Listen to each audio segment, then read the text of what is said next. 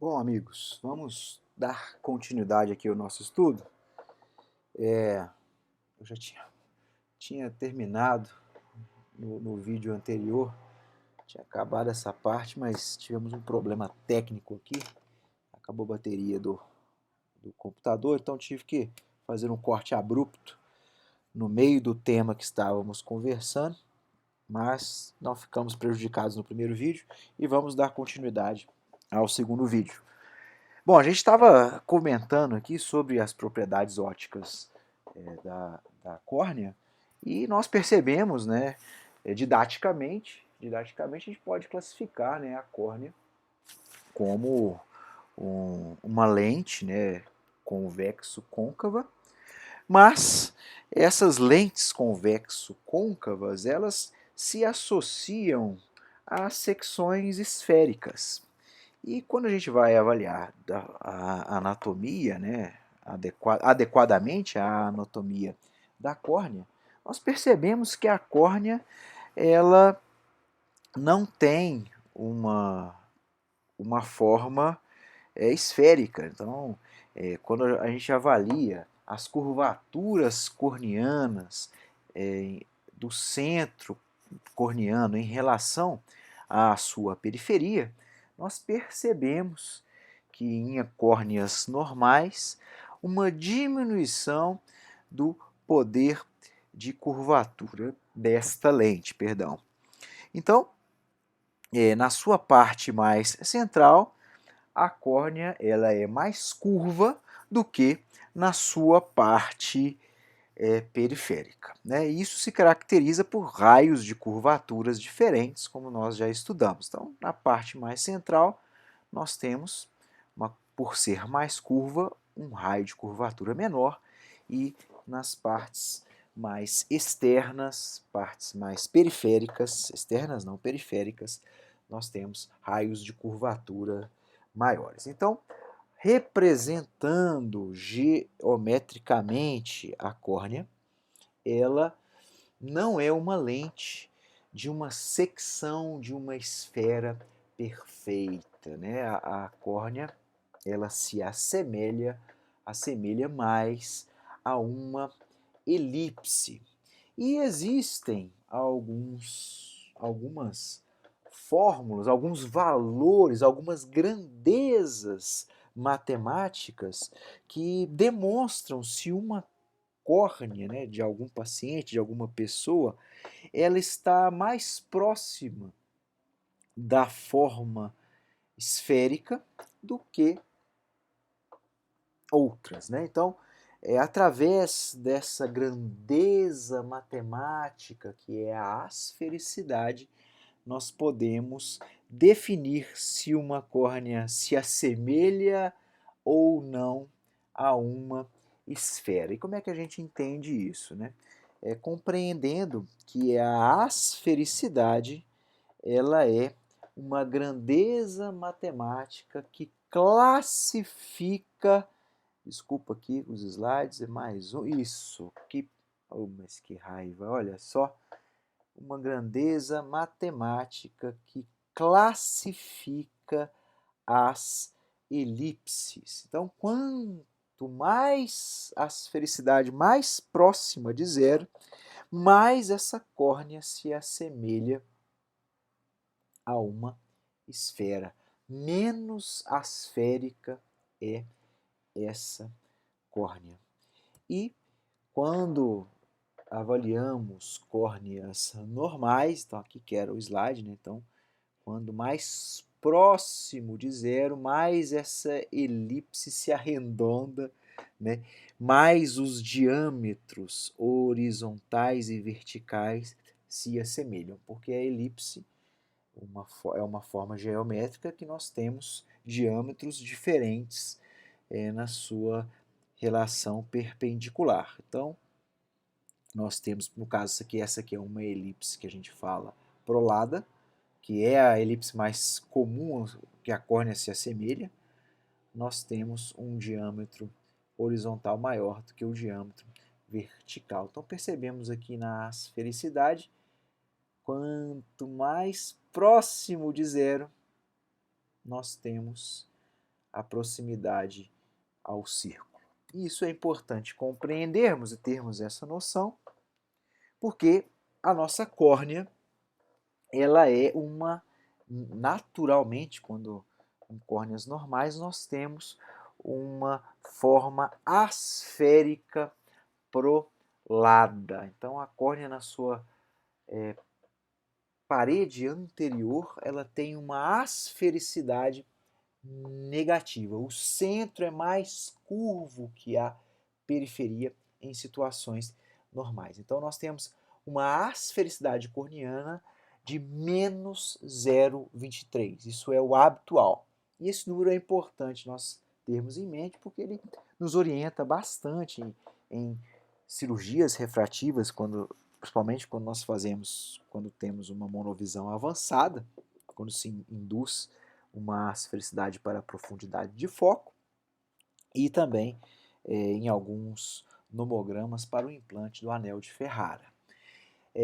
Então, essa forma asférica da córnea proporciona, olha que interessante, uma profundidade de foco. Então, nós temos uma porção central corneana que é mais curva, gerando uma convergência maior dos raios em relação à porção mais periférica dessa lente, gerando uma convergência diferente dos raios.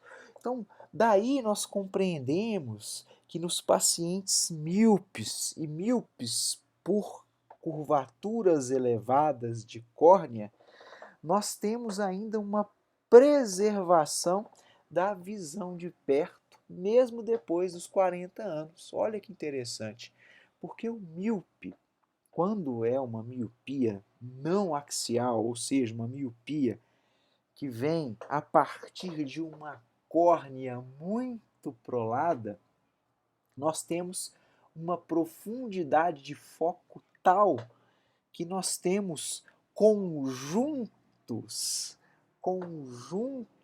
de focos ópticos intraoculares diferentes e espaçados.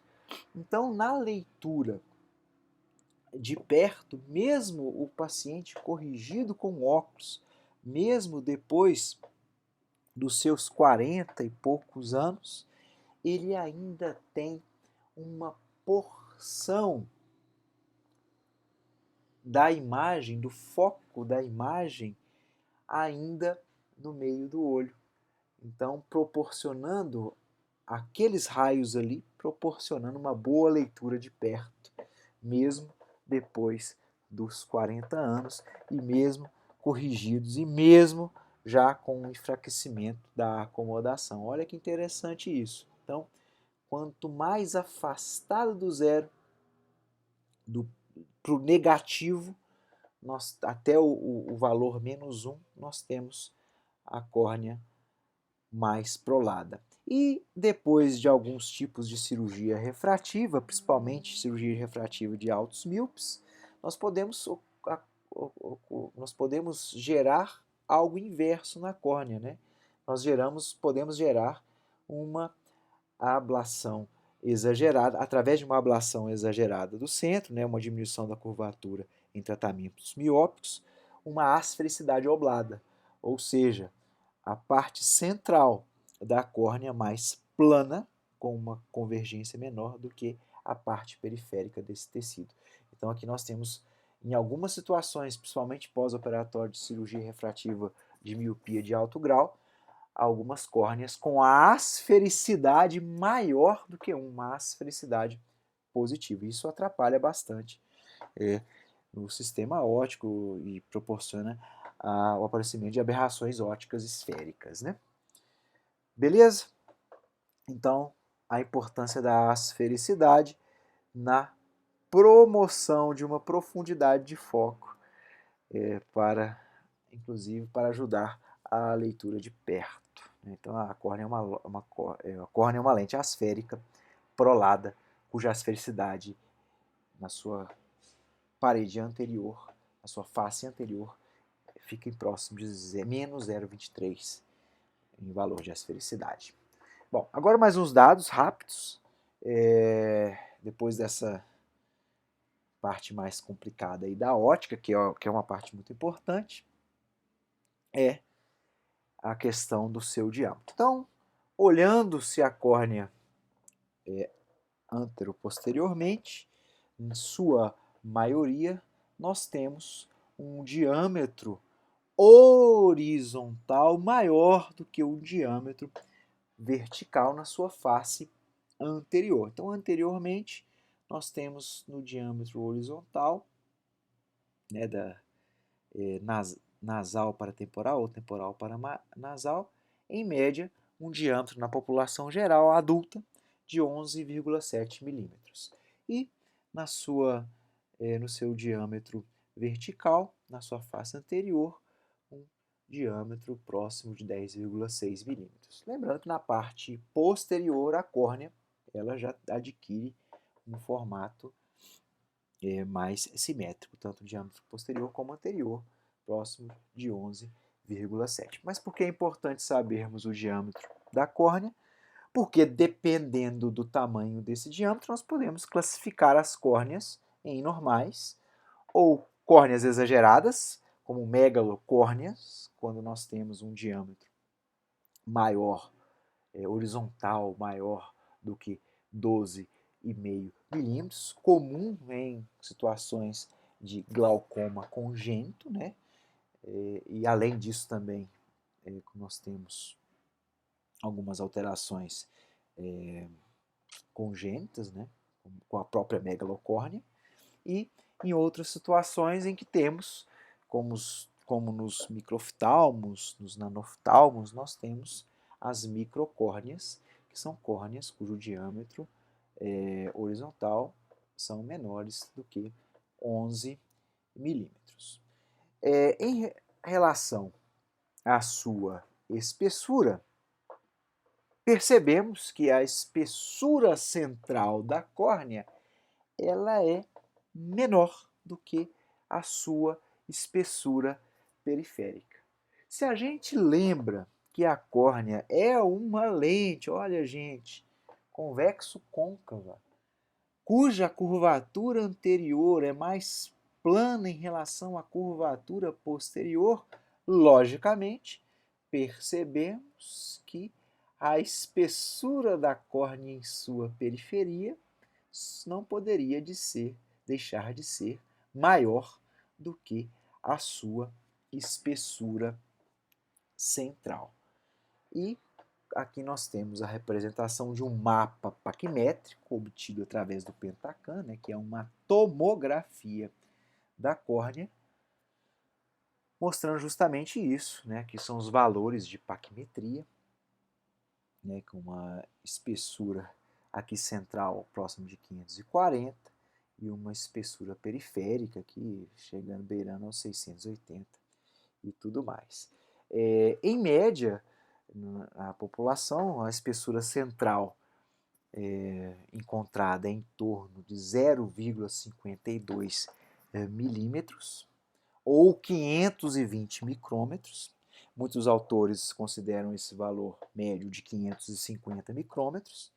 E na sua periferia, o valor médio populacional de 0,67 milímetros ou 670 micrômetros de espessura. Então, só lembrando, aqui está escrito o que eu falei, lembrar sempre da questão da lente, né, para a gente não esquecer que a porção central é mais fina em sua paquimetria, né, em sua espessura, em medida da espessura, espessura, metria medida, e a região mais periférica é mais grossa. Para terminar, temos mais 3 slides somente. Bom, também é importante compreendermos que, em regra, o meridiano vertical da córnea ele é mais curvo em relação ao meridiano horizontal em regra. Então, a córnea, no que se refere aos seus meridianos, ela não se assemelha à bola de basquete, né? A bola do futebol normal, né? Ela se assemelha mais, em sua regra, à bola do futebol americano, né? Futebol que quase não se usa os pés, né?